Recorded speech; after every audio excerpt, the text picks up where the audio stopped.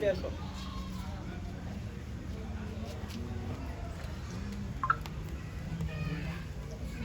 પ્રભુમાં સદા આનંદ કરો. હું ફરીથી કહું છું કે આનંદ કરો. તમારી સહનશીલતા સર્વ માણસોના જાણવામાં આવે. પ્રભુ પાસે છે, કશાની ચિંતા ન કરો, પણ દરેક બાબતમાં પ્રાર્થના તથા વિનંતીઓ વડે આભાર સ્તુતિ સહિત તમારી અરજો દેવને જણાવો. અને દેવની શાંતિ જે સર્વ સમજની શક્તિની બહાર છે, તે ખ્રિસ્ત ઈસુમાં તમારા હૃદયોની તથા મનોની સંભાળ રાખો. આમેન. અને ઉન્નત રાજ્યાસન પર બિરાજમાન અમારા અતિ ગૌરવ ઈશ્વર પિતા, આજના દિવસની ભેટને માટે પ્રભુ તમારો આભાર માનીએ છીએ. રોજે રોજ તમે તમારી કૃપા અમારા પર તાજી કરો. અત્યારે આ સાંજની ઢળતી પળોમાં પ્રભુ આ મીટિંગમાં તમે અમને લઈ આવે. પ્રભુ લેન્ડના દિવસોની આ મીટિંગમાં આજે અમે અહીંયા આવી શક્યા. પ્રભુ આ જ્યોતિ સોસાયટીમાં સર્વને તમે દોરી લાવ્યા. આભાર માનીએ છીએ. જેઓ આવી રહ્યા છે હજુ સહી સલામત રીતે તેમને લઈ આવો અને આવવાને માંડે રૂંડું મન આપો. પ્રભુ અમે તમારા ચરણોમાં બેસીએ છીએ. અમે આજે જે કંઈ સ્તુતિ આરાધના કરીએ, તમારું ભજન કરીએ, તમારા સેવકના મુખે તમારા વચનો સાંભળીએ, સર્વમાં અમારા હૃદય ખોલો અને એક કાને સાંભળી બીજા કાને કાઢી નાખના નહીં, પણ હૃદયમાં ઉતરે ને એ પ્રમાણે અમે વર્તીએ. પ્રભુ એવું તમે થવા દો. આજના આ સર્વ કાર્યક્રમને અમે તમારા હાથમાં સોંપીએ છીએ. એમ વાઇફના જુવાનો દ્વારા જે સ્તુતિ આરાધના કરવામાં આવે અને સર્વ ભજન સેવાને અમે તમારા હાથમાં સોંપીએ છીએ. અમારી આ પ્રાર્થના અમારા વાલા મુક્તિદાતા પ્રભુ ઈસુ ખ્રિસ્તના નામમાં માગીએ છીએ. સાંભળો ને અંગીકાર કરો. આમેન. 7મો અધ્યાય અને 1 થી 5 કલમ. માથીની સુવાર્તા 7મો અધ્યાય અને 1 થી 5 કલમ. તમે કોઈને દોષિત ન ઠરાવો, એ માટે કે તમને કોઈ દોષિત ન ઠરાવે. કેમ કે જેમ તમે બીજાને દોષિત ઠરાવશો તેમ તેઓ તમને પણ દોષિત ઠરાવશે. અને જે માપથી તમે માપી આપો છો તેથી જ તમને માપી અપાશે. અને તું તારી આંખમાંનો ભારોટીયો ધ્યાનમાં ન લાવતા તારા ભાઈની આંખમાં તણખલું શા માટે જુએ છે? અથવા તું તારા ભાઈને કેમ કહેશે કે તારી આંખમાંથી તણખલું મને કાઢવા દે? પણ જો તારી પોતાની જ આંખમાં તો ભારોટીયો છે. ઓ ઢોંગી, પહેલાં તું પોતાની આંખમાંથી જ ભારોટીયો કાઢ અને ત્યાર પછી તારા ભાઈની આંખમાંથી તણખલું કાઢવાનું તને સારી પેઠે સૂચશે. આમેન. હવે આપણે મધ્યસ્થીની પ્રાર્થનામાં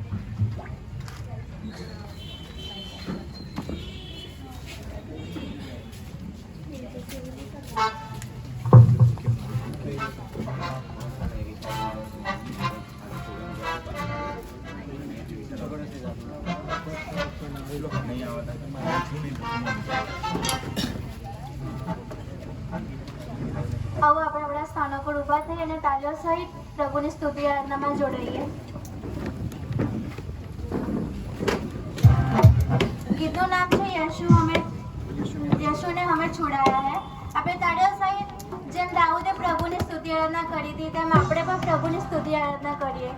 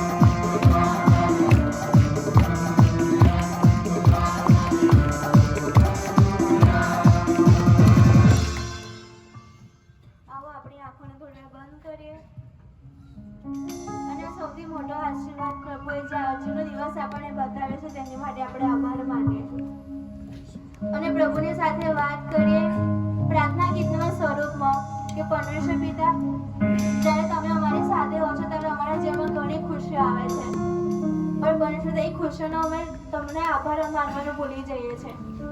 તે ખુશીઓ આપનારા પરમેશ્વર તમે જ છો, એ આશીર્વાદ પૂરા પાડનારા પરમેશ્વર તમે જ છો. તમે ઘણી કૃપા પરમેશ્વર અમને આપી છે, પણ પરમેશ્વર એ કૃપાઓને બદલે અમે તમને કદી થેન્ક યુ નથી કીધું. પરમેશ્વર પિતા, આપણે પ્રાર્થના ગીતમાં જોડાઈએ ઈશ્વર રહેજો પાસે.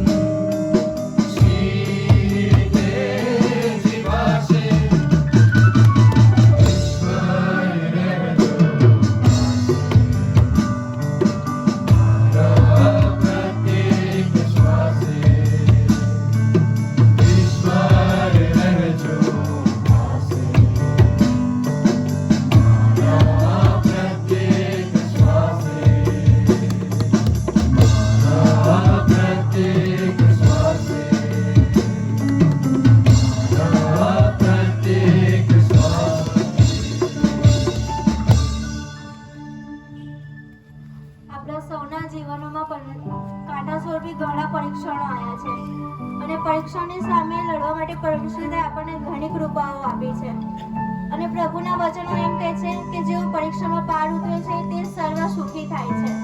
આપણે સર્વ સુખી છીએ કારણ કે આપણે પ્રભુની પરીક્ષામાં પાર ઉતર્યા છે અને આપણે સર્વ અહીંયા ઘડી ઉપસ્થિત છે એ બી પ્રભુની જ કૃપા છે. અને ખાસ કરીને તો આજનો જે સંદેશો પ્રભુના સેવક આપણી મધ્ય લાવવાના છે તેમની માટે પ્રાર્થના કરે કે તેમના દ્વારા પ્રભુ પિતા આપણી સાથે જે કંઈ વાત કરે તે વાતચીતમાં પરમેશ્વર પિતા આપણને એમની કૃપાઓ એમના આશીર્વાદ જણાવે અને પરમેશ્વર પિતા પાસે કૃપા માંગીએ કે એમના સેવકને એટલા આશીર્વાદિત કરે કે એમના મુખમાંથી નીકળે દરેક શબ્દો આપણા કાનમાંથી સાંભળીને બસ આપણે નીકાળી ના જઈએ, ભૂલી ના જઈએ, પણ આપણે આપણા જીવનમાં ઉતારીએ તેવું આપણે પરમેશ્વર પિતા પાસે આશીર્વાદ માંગીએ. આ ટૂંકી નમ્ર વિનંતી સાંભળતા માન્ય કરો. મંત્રીનાથ સાહેબ આપણને વચનોમાં દોરશે. Thank you.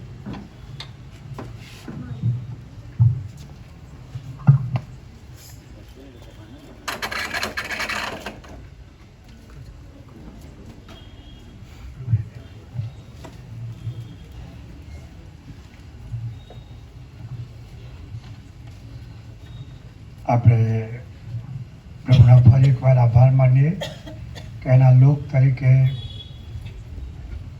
એના ચરણોમાં બેસવાના માટે, એની આરાધના કરવાના માટે, એને જાણવાના માટે, એને ઓળખવાના માટે પ્રભુએ આપણને જીવતા રાખ્યા છે. તંદુરસ્ત છીએ.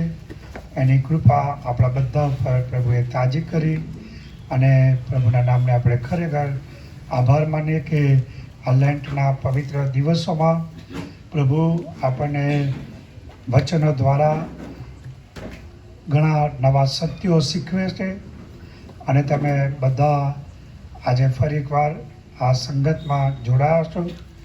આપ સર્વનો આપણા મહાન તારનાર ખ્રિસ્ત ઈસુના નામમાં આપ સર્વનો આ સાંજની રાત્રિની લેન્ટની મિટિંગમાં પ્રેમપૂર્વક આવકાર કરવામાં આવે છે.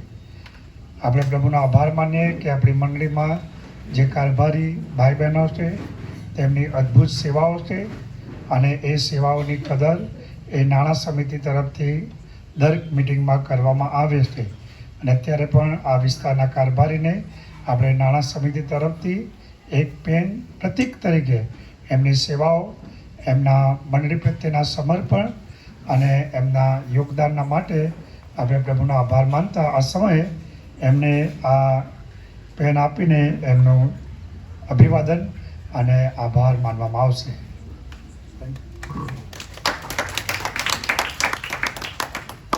આ સમયે બધા જ કારભારી ભાઈ બહેનો, કુટુંબો અને નાણાં સમિતિના પ્રમુખ, મહિલા મંડળના પ્રમુખ, અન્ય આગેવાનો, આપ સર્વનો પણ ખાસ આભાર માનું છું ને આપણા જુવાન દીકરા દીકરીઓનો વિશેષ આપણે આભાર માનીએ કે તેઓ આ દિવસોમાં આપણને પ્રભુની નિકટતાનો આરાધના દ્વારા અનુભવ કરાવે છે.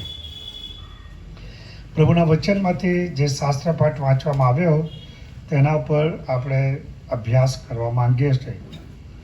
પ્રભુ ઈસુ ખ્રિસ્તે જે પહાડ પરનું ભાષણ આપ્યું, બોધ આપ્યો, એ બોધમાં જો તમે બરાબર અભ્યાસ કરશો તો માથેની સુવાર્તા 7મો અધ્યાય 1થી 5 જે કલમો છે એ જે કલમોના સંદર્ભમાં ઘણી ગેરસમજો છે, ઘણું ખોટું અર્થઘટન કરવામાં આવે છે અને આપણને એવું કહેવામાં આવે છે કે આપણે કોઈ વ્યક્તિનો ન્યાય કરી શકતા નથી. એ સંદર્ભની અંદર પવિત્ર શાસ્ત્રમાંથી આપણે બાઇબલનું આખું સત્ય છે, પૂરું સત્ય શું છે એ શીખીશું. પણ ઘણા બધા વ્યક્તિઓ એ પ્રમાણે કહે છે કે તમે કોઈને દોષી ઠરાવો નહીં. એ જે પ્રભુ ઈસુ ખ્રિસ્તે વાત કરી એ વાત એ જે સંદર્ભમાં કરવામાં આવી, આપણે એ સંદર્ભમાંથી પ્રભુના વચનમાંથી કેટલાક મહત્વના પાઠ શીખીશું. કોઈનો ન્યાય ના કરો, અંગ્રેજીમાં એવું છે ડુ નોટ જજ, આજ્ઞા છે. પ્રભુ ઈસુ ખ્રિસ્તે કહ્યું કોઈનો ન્યાય ના કરો.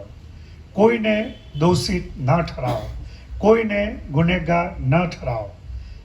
અને એ પ્રભુ ઈસુ ખ્રિસ્તે જે વાત કરી એ શું છે એ આપણે અભ્યાસ કરવા માંગીએ છીએ. મેં કહ્યું તે પ્રમાણે એવું કહેવામાં આવે છે કે આપણે કોઈનો ન્યાય કરી શકતા નથી, આપણે કોઈને દોષિત ઠરાવી શકતા નથી. એનો શું અર્થ થાય? આપણે એમ કહીએ કે આપણે કોઈને દોષિત ન ઠરાવવા જોઈએ, કોઈનો ન્યાય ન કરવો જોઈએ. એનો શું અર્થ થાય? એ દ્વારા આપણે શું કહેવા માંગીએ છીએ? એ દ્વારા આપણે શું સંદેશ આપવા માંગીએ છીએ? એ દ્વારા આપણે શું વિચારીએ છીએ? આપણે શું અનુમોદન આપીએ છીએ? ઘણી બધી વાર ખ્રિસ્તી ભાઈ બહેનો તરીકે આપણે પલાયનવાદી, ભાગેડુ વૃત્તિવાળા વ્યક્તિઓ, માનસિક રીતે ભાગેડુ વૃત્તિવાળા વ્યક્તિઓ બનીએ છીએ. અને આ જે કલમો છે એ કલમને આપણે એનો આશરો લઈને આપણે એ પ્રમાણે કહીએ છીએ કે આપણે કોઈને દોષિત ઠરાવવા ના જોઈએ, કોઈને અપરાધી ઠરાવવા ના જોઈએ, કોઈનો ન્યાય આપણે કરી શકતા નથી. કારણ કે ન્યાય એ દેવનું કાર્ય છે. બાઇબલની અંદર જે વાત લખવામાં આવી છે કે દેવ એ અદલ ઇન્સાફ કરનાર, અદલ ન્યાય કરનાર, સાચો ન્યાય કરનાર, યથાર્થ ન્યાય કરનાર, વ્યાજબી ન્યાય કરનાર એ ઈશ્વર છે. એવું આપણને પવિત્ર શાસ્ત્રમાંથી શીખવવામાં આવે છે. અને એ પ્રમાણે કહેવામાં આવે છે કે ઈશ્વર ન્યાય કરે છે. અને એટલા માટે ન્યાય કરવાનું કાર્ય એ ઈશ્વરનું છે, એ માણસોનું નથી. આપણે કોઈનો ન્યાય કરી શકતા નથી, આપણે કોઈને દોષિત ઠરાવી શકતા નથી. અને એવી આપણે વાતચીત કરીએ છીએ કારણ કે ખ્રિસ્તે આપણને કહ્યું છે કે તમે કોઈનો ન્યાય ન કરો. પરંતુ જો આપણે બરાબર સારી પેટે પવિત્ર શાસ્ત્રનો અભ્યાસ કરીશું તો ઘણા બધા સત્યો આપણને શીખવા મળશે. થોડા વખત પહેલાં કદાચ તમે લોકો પીપલ મેગેઝિનની અંદર એક ઇન્ટરવ્યૂ આવેલો. એમાં એક હોલિવૂડના કલાકારનું ઇન્ટરવ્યૂ લેવામાં આવ્યું. અને એ ઇન્ટરવ્યૂમાં આ હોલિવૂડના કલાકાર જે હતા એ પ્રેસિડેન્ટ બિલ ક્લિન્ટન, જે મોનિકા લ્યુઇન્સ્કી સાથે અઘટિત શારીરિક સંબંધો બાંધ્યા. એ અઘટિત શારીરિક સંબંધો પ્રેસિડેન્ટ હોવાના કારણે પ્રેસિડેન્ટની ઓફિસની અંદર તેણે ગેરકાયદેસરના અને અઘટિત અનૈતિક સંબંધો બાંધ્યા.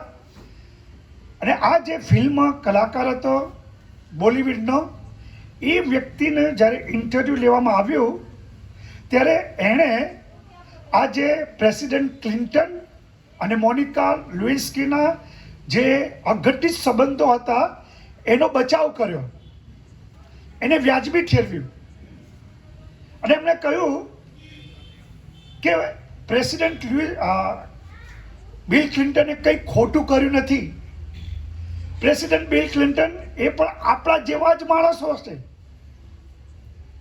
અને બાઇબલ આપણને શીખવે છે કે આપણે કોઈનો ન્યાય ના કરીએ. માટે આપણે પ્રેસિડેન્ટ બિલ ક્લિન્ટનનો ન્યાય કરી શકતા નથી. અને એ રીતે ઘણા બધા વ્યક્તિઓ જે અનૈતિક અને ભૂંડાઈની વાત છે એને પણ તેઓ એ કહે છે કે આપણે એ કોઈ વ્યક્તિને દોષિત ઠરાવી શકતા નથી, કોઈનો ન્યાય કરી શકતા નથી. અને એ સંદર્ભની અંદર પવિત્ર શાસ્ત્રમાંથી આપણે અભ્યાસ કરવા માગીએ છીએ. ઘણા લોકો એવું કહે છે કે આપણે બધા જ એક જ હોડીમાં છે, આપણે બધા પાપી છે. એક પાપી વ્યક્તિ બીજા પાપી વ્યક્તિને ન્યાય કેવી રીતે કરી શકે? આપણે બધા જ સરખા છે. એટલા માટે એવું કહેવામાં આવે છે કે આપણે કોઈનો ન્યાય ના કરવો જોઈએ. પણ વાસ્તવમાં ઈસુ ખ્રિસ્તે એવું આપણને શીખવ્યું નથી. તમે બરાબર પ્રભુના વચનનો અભ્યાસ કરશો અને આખા બાઇબલનો અભ્યાસ કરશો તો ઘણી બધી વાર આ જે કલમનો આપણે ઉલ્લેખ કરીને જે અનૈતિકતા છે, દુષ્ટતા છે, જે ભૂંડાઈ છે એને આપણે સાંખી લઈએ છીએ. આપણે પલાયન વૃત્તિ અપનાવીએ છીએ, આપણે ભાગેડુ વૃત્તિ અપનાવીએ છીએ. આપણને એવું લાગે છે કે આપણે કોઈને દોષિત ન ઠરાવવો જોઈએ કે જેથી કોઈ વ્યક્તિ મને દોષિત ના ઠરાવે. ઈસુ ખ્રિસ્તે એવું જ કહ્યું ને. ઈસુ ખ્રિસ્તે કહ્યું કે તમે કોઈને દોષિત ના ઠરાવો કે જેથી એ માટે કે તમને કોઈ દોષિત ના ઠરાવે. તમે કોઈની ઉપર આક્ષેપ ના મૂકો જેથી કોઈ તમારા પર આક્ષેપ મૂકે નહીં. તમે કોઈ બીજી વ્યક્તિની ખામી કે ત્રુટિ શોધો નહીં કે જેથી બીજી વ્યક્તિ તમારી પણ ખામી કે ત્રુટિ શોધે નહીં. અને પ્રભુ ઈસુ ખ્રિસ્તે પછી એ પ્રમાણે કહ્યું કે જે માપથી તમે માપો છો એ જ માપથી તમને માપી આપવામાં આવશે.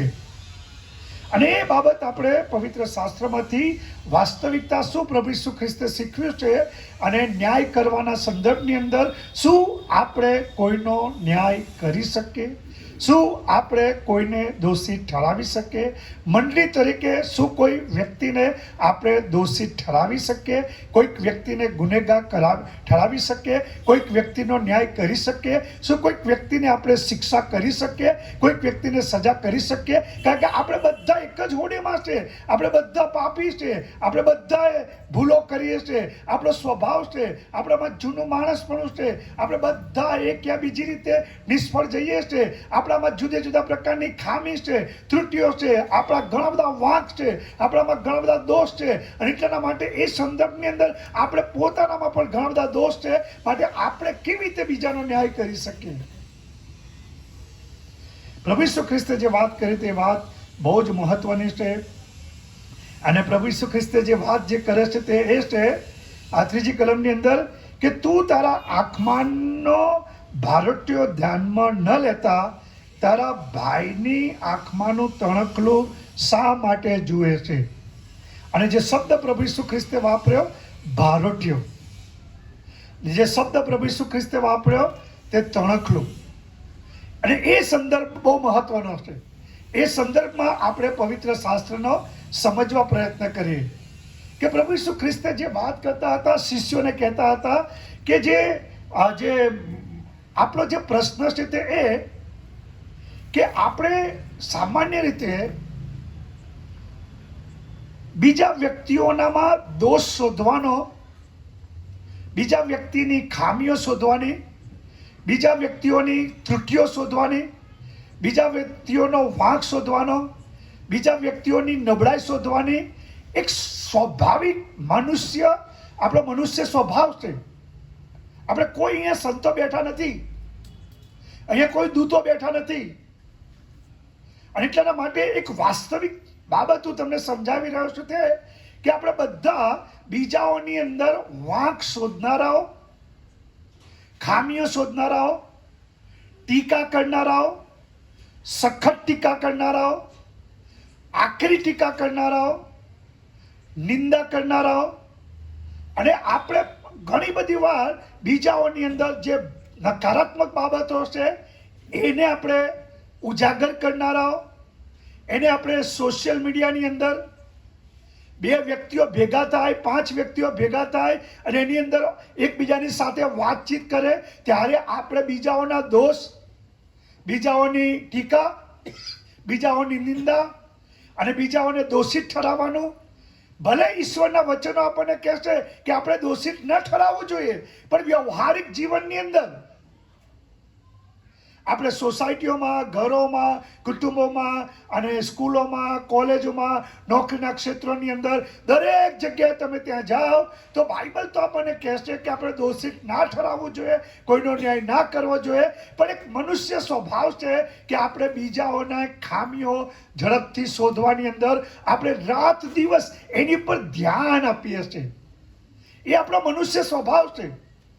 ઈસુ ખ્રિસ્તે કહ્યું કે તમારો શિષ્ય જે છે, જેઓ દેવના રાજ્યના સભ્યો છે, તમારો આ સ્વભાવ જે સ્વાભાવિક છે, જે તમને માતા પિતાની જન્મથી તમને મળેલો છે, એ જે જૂનું માણસપણું છે, એ તમારું જૂનું માણસપણું એ તમારો સ્વભાવ ના હોવો જોઈએ. તમારે કોઈકને દોષિત ઠરાવવા ના જોઈએ.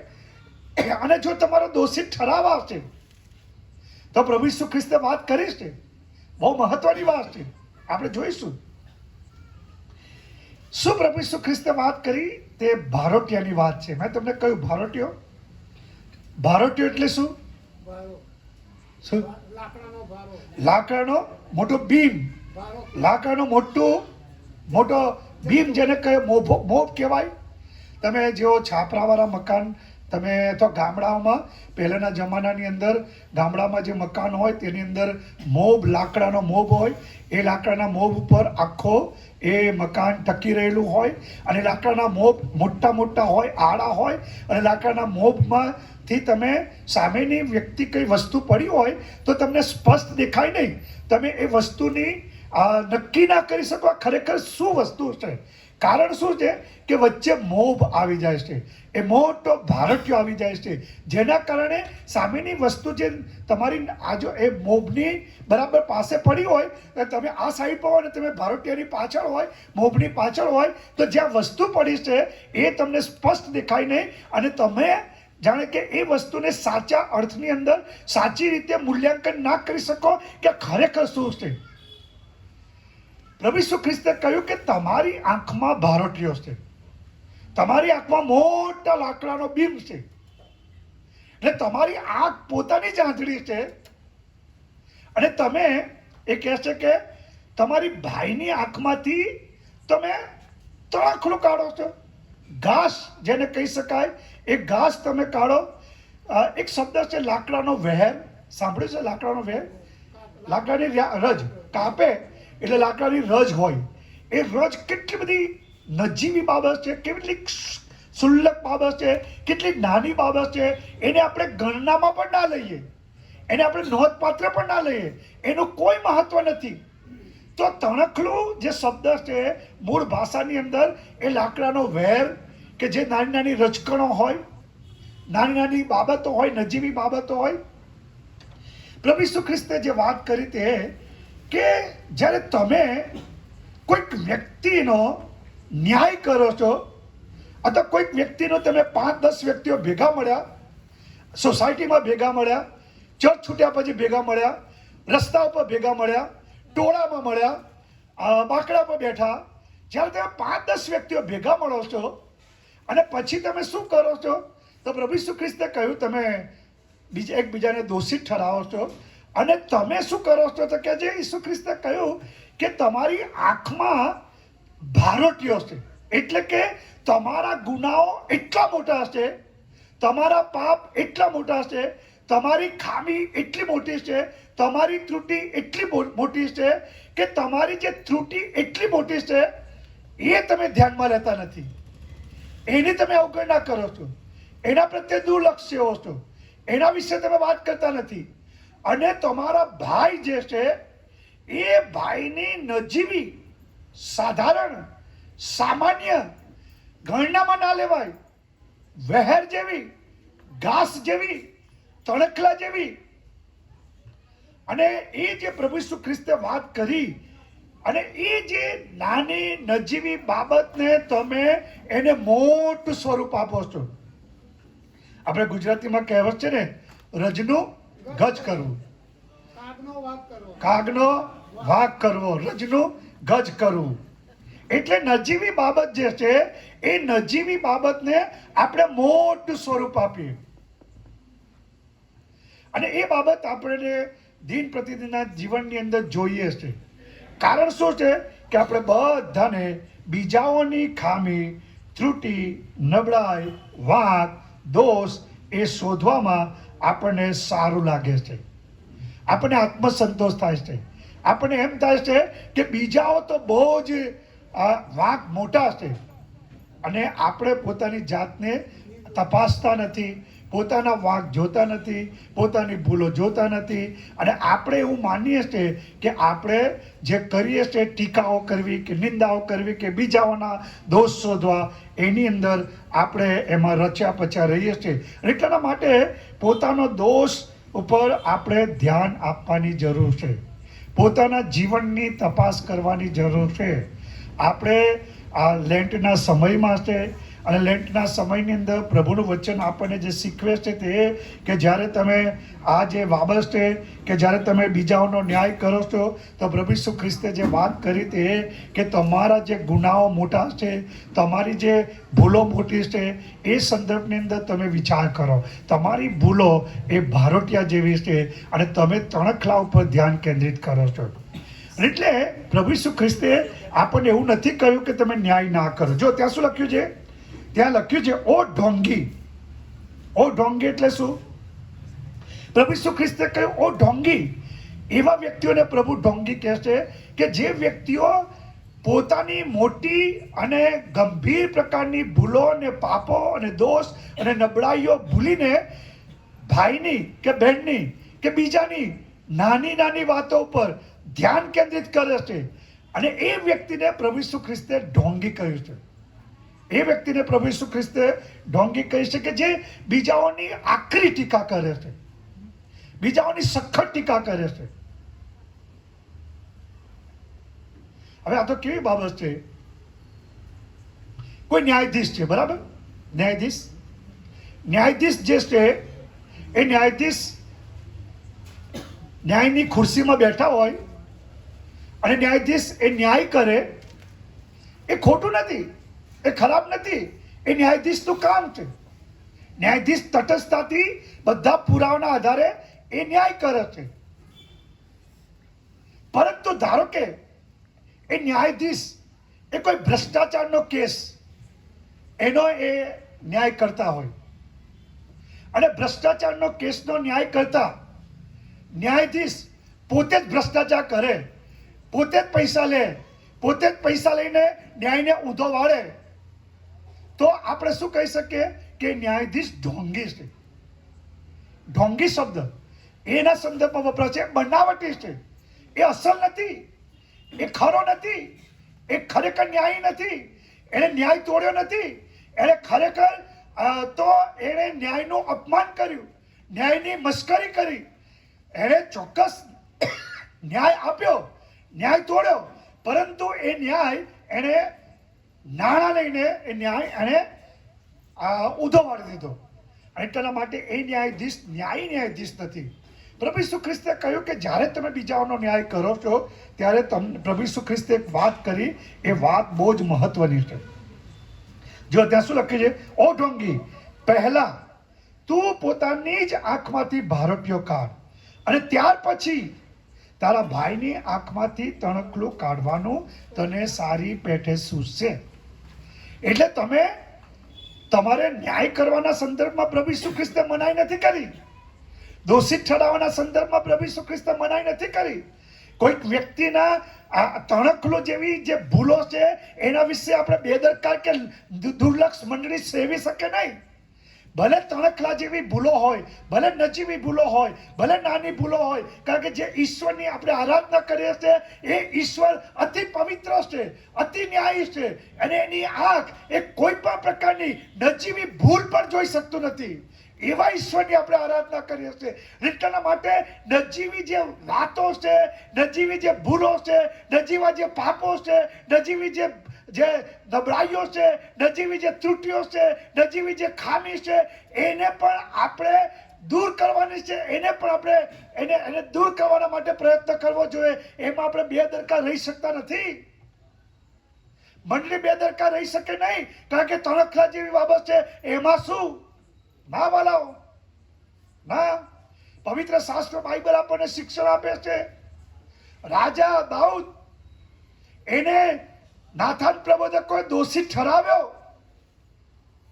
નાથાન પ્રબોધકે રાજાને કહ્યું કે તે ભૂંડું કામ કર્યું છે, તે ઉરિયા હિત્તીની પત્નીને પોતાની કરી લીધી છે, તે દિવસે બળાત્કાર કર્યો છે, તે જુલમ ગુજાર્યો છે, તે સ્ત્રીની સાથે અનૈતિક કામ કર્યું છે. અને એણે નાથાન પ્રબોધકે કહ્યું કે તું દોષિત છે, તે પાપ કર્યું છે, એ પાપ કરીને તું જ છે. અને એટલા માટે રાજાને પણ દોષિત ઠરાવનાર ન્યાયાધીશ પ્રબોધક હતા. એટલે બાઇબલ આપણને એવું શીખવતું નથી કે આપણે ન્યાય ના કરવો જોઈએ.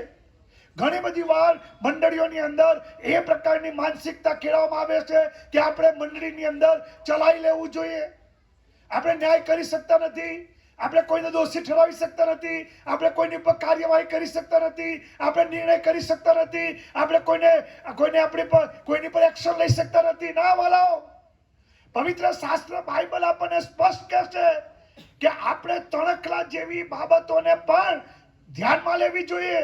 એના પ્રત્યે બેદરકાર રહી શકતા નથી, એના વિશે આપણે દુર્લક્ષ સેવી શકતા નથી, એના વિશે આપણે આંખ આડા કાન કરી શકતા નથી. આપણે તણખલા જેવી બાબતોને પણ આપણને સારી પેટે સૂઝ પડવી જોઈએ કે આ તણખલા જેવી ભૂલો એને આપણે ચલાવી ના લઈ શકીએ. એટલું બધું પવિત્ર ધોરણ બાઇબલનું છે. આપણે ધોરણને આ જગતના અંદર આપણે ધોરણને હલકું કરી નાખ્યું. ઈશ્વરના જે ધોરણોને આપણે આપણા ધોરણ પ્રમાણે જીવન જીવવાની શરૂઆત કરી, આપણું ધોરણ લાગી દીધું. ના, પવિત્ર શાસ્ત્ર કહે છે કે જે ધોરણ છે તે કે ઈશ્વર અતિ પવિત્ર છે. એ નજીવી તણખલું પણ સળી જે ઘાસ જે છે એ ઘાસ એને પણ જેવી બાબતો એ પ્રભુ ચલાવી લેતો નથી. અને એટલા માટે આપણી જવાબદારી બને છે કે આપણે તણખલું કાઢવાની સેવા કરીએ. તણખલાને તણખલું જો આપણે નથી કરતા, એ નાની નાની બાબતોને આપણે ધ્યાન પર નથી લેતા, તો યાદ રાખીએ નાના નાના શિયાળવા એક દિવસે આખી વાડીને ભ્રષ્ટ કરી નાખશે, આખી વાડીને ભીલાડી દેશે, આખી મંડળીને ખતમ કરી નાખશે અને મંડળીને છીન ભીન કરી નાખશે. માટે આપણી જવાબદારી છે કે તણખલા કાઢવાની જવાબદારી આપણી છે, ભૂલી ના જઈએ. પરંતુ જ્યારે આપણે તણખલું કાઢવાના માટે આપણે બીજાના ભૂલ દોષ તણખલી અને નાની નાની ભૂલોને જ્યારે આપણે બીજાઓના સંદર્ભની અંદર દોષી ઠરાવીએ છીએ, તો પ્રભુ ઈસુ ખ્રિસ્તે કહ્યું પ્રથમ ત્યારે એ કરવાની જરૂર છે કે તારી આંખમાંથી ભારોટીઓ કાઢ. તારા દોષ મોટા છે, તારું પાપ મોટું છે, તારા ગુના મોટા છે. તારી જવાબદારી એ છે કે તારી આંખમાંથી તું મોટો ભારોટિયા કાઢ. આપણે જ્યારે નાના હતા ત્યારે કવિ દલપત રામની એક કવિતા હતી, તમને યાદ હશે. ઊંટ કહે છે આ સભામાં વાંકા અંગવાળા બધા ભૂંડા માણસો, બધા જ ખરાબ. ભૂતળમાં પક્ષીઓ કે આકાશના પક્ષીઓ અપાસ છે, પક્ષી પક્ષીઓ અપાસ છે. બગલાની ડોક વાંકી, પોપટની ચાંચ વાંકી, કૂતરાની પૂંછડીનો વાંકો વિસ્તાર, વારણ એટલે હાથીની સૂંઢ વાંકી, વાઘના નખ વાંકા, ભેંસનો શીર એનું જે માથું છે એ વાંકો, સિંગડાનો ભાર છે. અને પછી કે છે એ સાંભળીને શું બોલ્યું? શિયાળ બોલ્યું. હા, તે આપણે બધાને એવું જ છે. આપણે બધાને 18 વાંકા છે અને દુનિયાનો ન્યાય કરવા નીકળી પડ્યા છે. હવે બધાને એવું નથી છે ને ભાઈ? મને કહો, આપણે બધા આ સોશિયલ મીડિયામાં હું દરરોજ વાંચું છું, એટલી બધી જે માણસો લખે છે ને એ બધાને ઓળખું છું.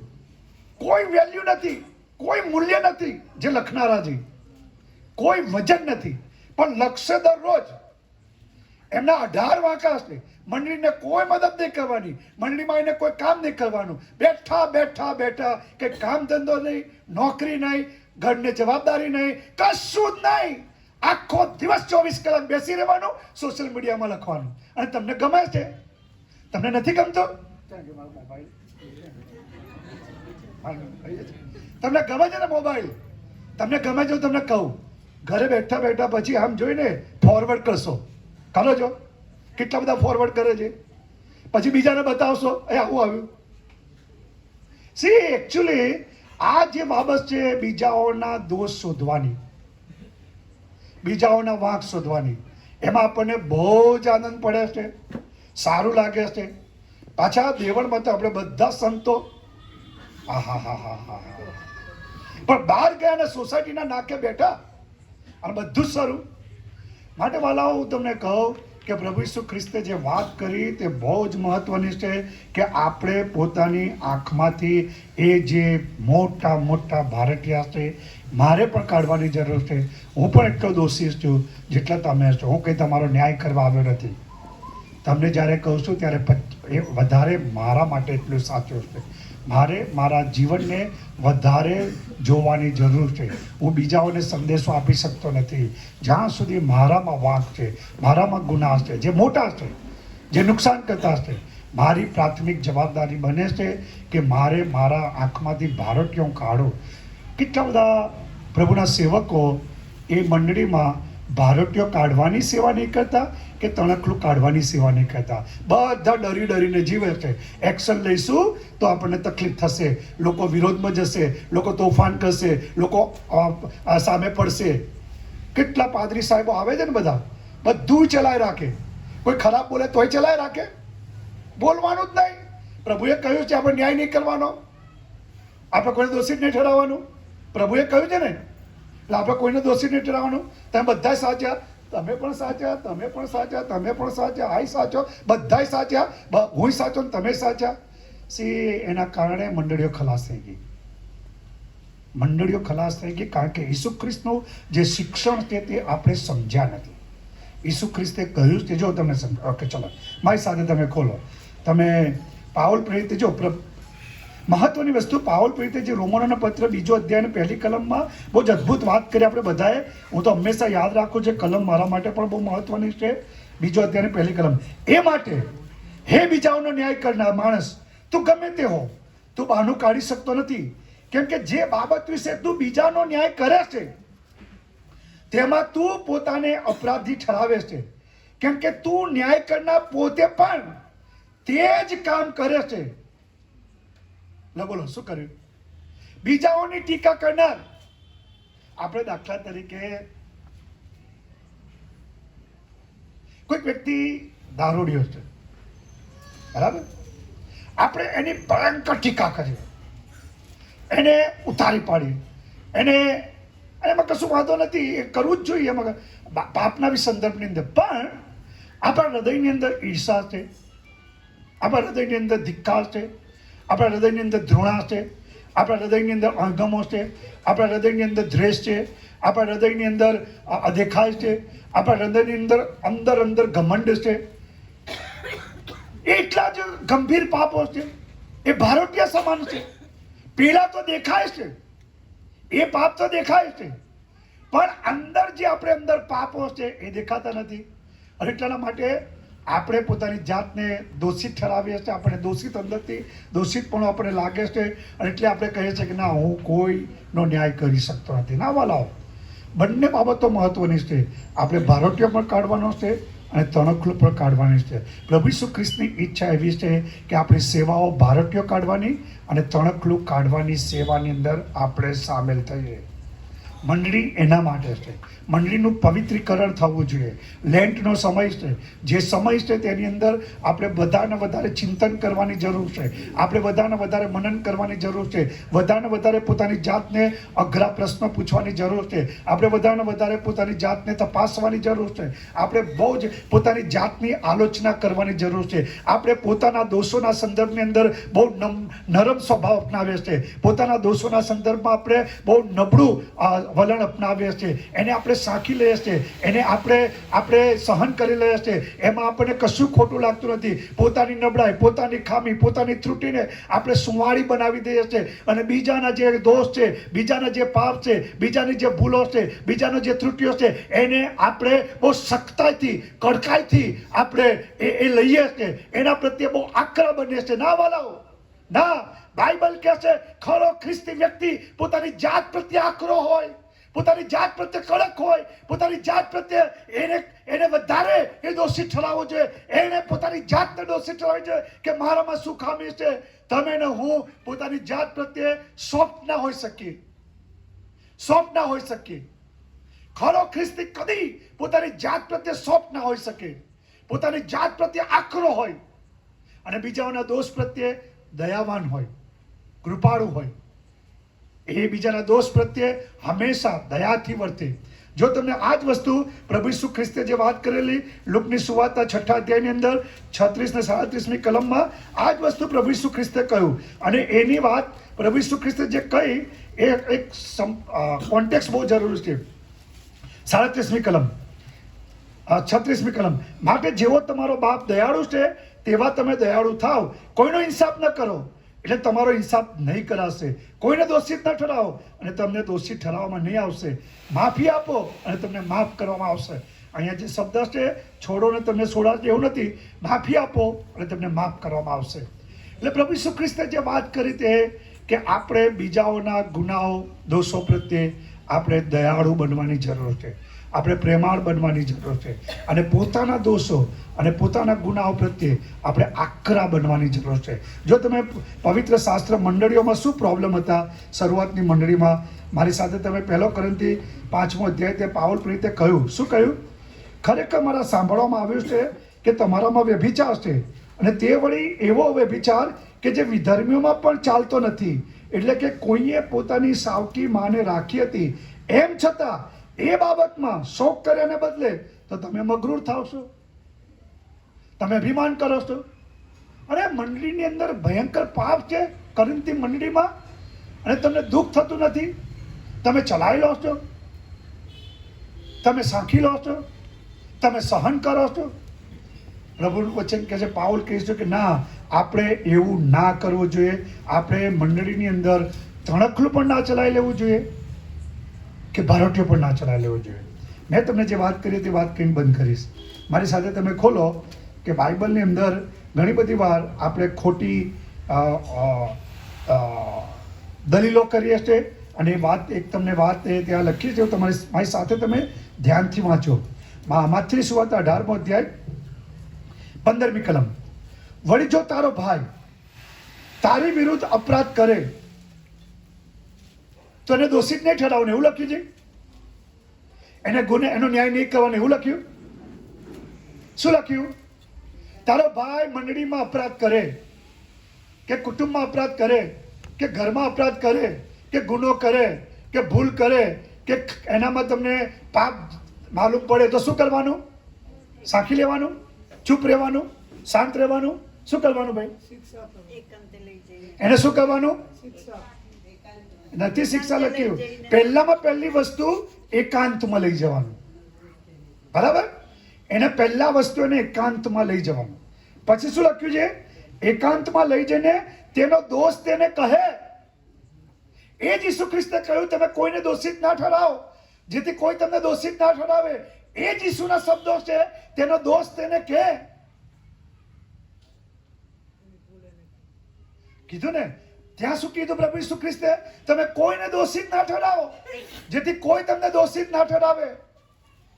અહીંયા પ્રભુ ઈસુ ખ્રિસ્ત એ સુવાર્તામાં, માથેની સુવાર્તામાં કહે છે, તારો ભાઈ તને અપરાધ કરતો માલુમ પડે, તું જા, એને એકાંતમાં લઈ જા, ખાનગીમાં લઈ જા, એનો દોષ તું કહે. પછી શું કહે છે? જો તે તારું સાંભળે તો તે તારા ભાઈને જીતી લીધો હશે, મેળવી લીધો. પણ જો તે ન સાંભળે, દલીલો કરે તો શું છે? તો બીજા 1-2 જણને તારી સાથે લઈ જા. એ માટે હરેક વાત 2 અથવા 3 શાહિદીના મોંથી સાબિત થાય. અને જો તે તેઓનું ના માને, 2 કે 3 વ્યક્તિઓનું, તો મંડળીને કહે, મંડળીને તું વાત જણાવ. અને જો મંડળીનું પણ ન માને તો તેને કોના જેવો ગણ? એટલે શું? અવિશ્વાસી ગણ. મંડળીમાંથી અને જા, તમારી મંડળીમાં જરૂર નથી, બરાબર? હું તમને કહું, મારી જે મિનિસ્ટ્રી છે એ મિનિસ્ટ્રીની અંદર ઘણા ચઢાણ ઉતારની અંદર બાઇબલના જે સત્યો છે એ સત્યોને વળગી રહેવાની મોટી કિંમત ચૂકવવી પડે છે. એટલું સરળ નથી. એક બાળક તરીકે આકરા નિર્ણયો લેવા એટલું સરળ નથી. વહીવટી નિર્ણયો આકરા લેવા એટલું સરળ નથી. એક્શન લેવું એ એટલું સરળ નથી.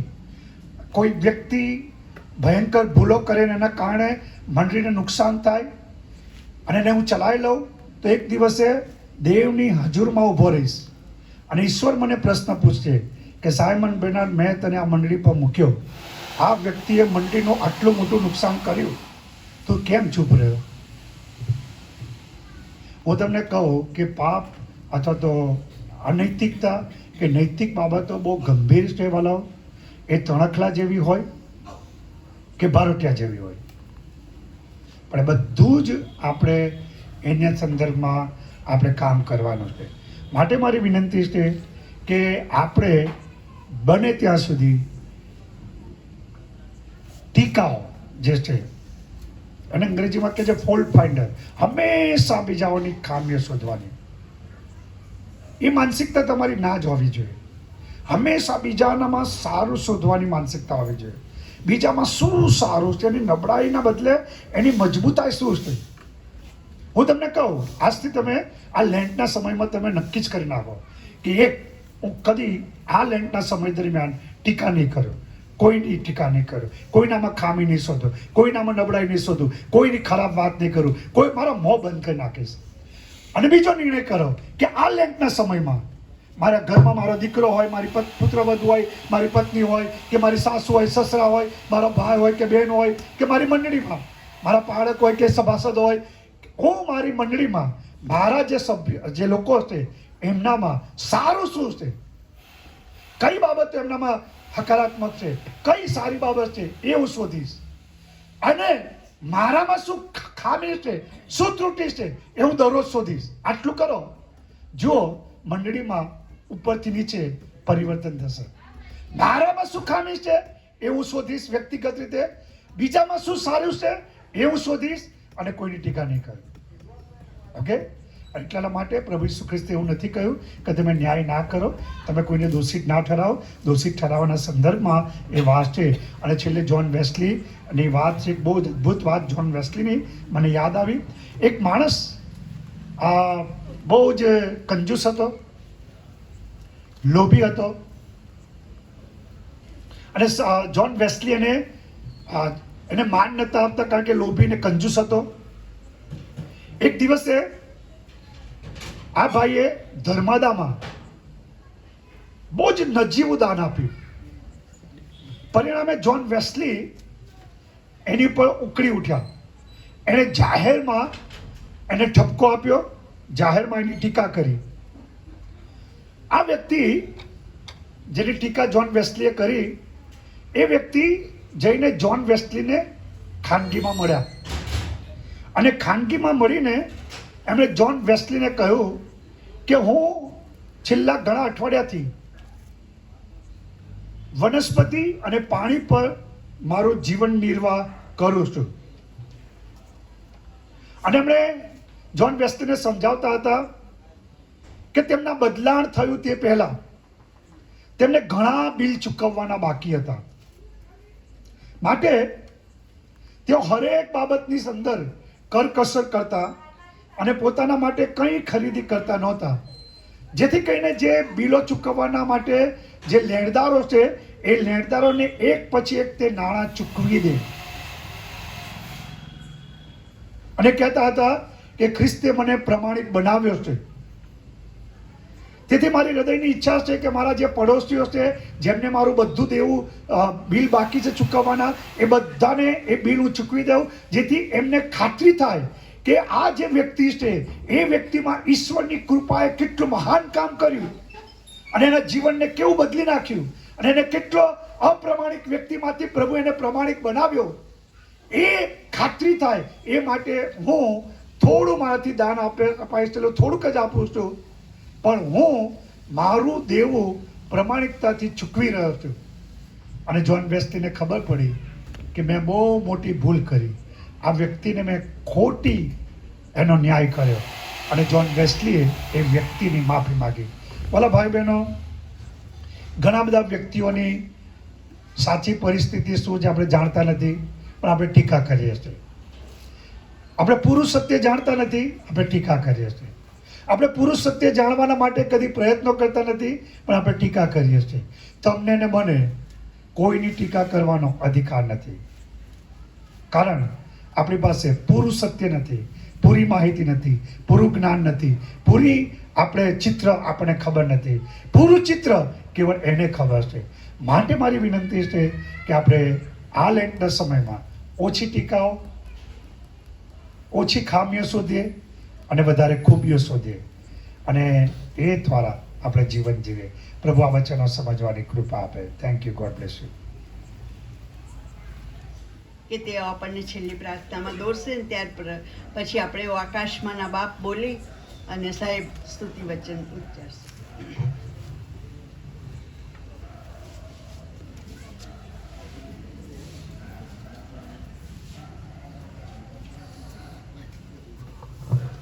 પ્રાર્થના કરીએ. આપણે આંખો બંધ કરીએ. આકાશ જેનો રાજ્ય છે ને પૃથ્વી જેનું પાયા છે ને એવા મારા જીવતા ને જાગતા સર્વ સર્વ સનાતન ઈશ્વર પિતા, અમે તમારો આભાર માનીએ છીએ, તમારી સ્તુતિ કરીએ છીએ, તમારા મોટા પવિત્ર નામને ધન્યવાદ આપીએ છીએ અને આજની કૃપાને માટે આભાર માનીએ છીએ. આપણી કૃપા પૂરી પાડી અત્યારે લેન્ટના સમયમાં આત્મિક જાગૃતિમાં પ્રભુ તમે દરેકને લઈ આવ્યા અને પ્રભુ તમારા સેવાના અદ્ભુત વચનો અમે સાંભળી શક્યા. પ્રભુજી, અમે અમારા તણખલું ના કાઢતા લોકોનો ભરોટી અમે ન જોઈએ એવું જે એમને વચન આપ્યું એ વચન પાડીએ અને વચન પ્રમાણે જીવન જીવનારા અમે થઈ એવું તમે થવા દેજો. એમાં આપણા દીકરાઓને માટે પ્રાર્થના કરે છે. રોજ તેઓ સ્તુતિ આરાધના અમને લઈ જાય છે, આત્મિક વાતાવરણ તૈયાર કરે છે. તેના માટે દરેક દીકરા દીકરીઓનો અમે આભાર માનીએ છીએ. લેન્ડિંગ કરા ઉષાબેનને પણ માટે આભાર માનીએ છીએ. તેઓ એરિયાના કારભારી છે અને કારભારી તરીકે તેઓ અદ્ભુત સેવા આપી રહ્યા છે. ત્યારે સર્વને માટે આભાર માનીએ છીએ. ફરીને એકવાર દરેકનો અમે આભાર માનતા અત્યારે જેઓ નમ્યા છે તેમને પણ અમે તમારા હાથમાં સોંપતા અમારી પ્રાર્થના મારા મુક્તિદાતા પ્રભુ શરણ માગીએ છીએ. માટે સાંભળો, સ્વીકાર કરો. આકાશમાં અમારા બાપ, તમારું નામ પવિત્ર, તમારું રાજ્ય આવો, જેમાં આકાશ તેમ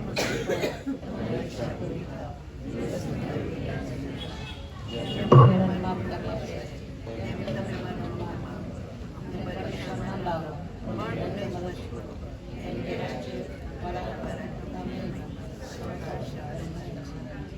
સાહેબ આશીર્વચન આપશે.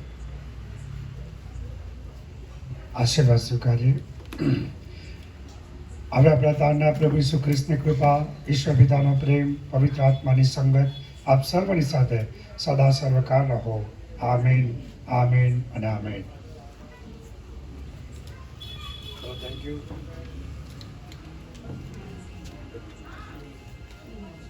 Thank you.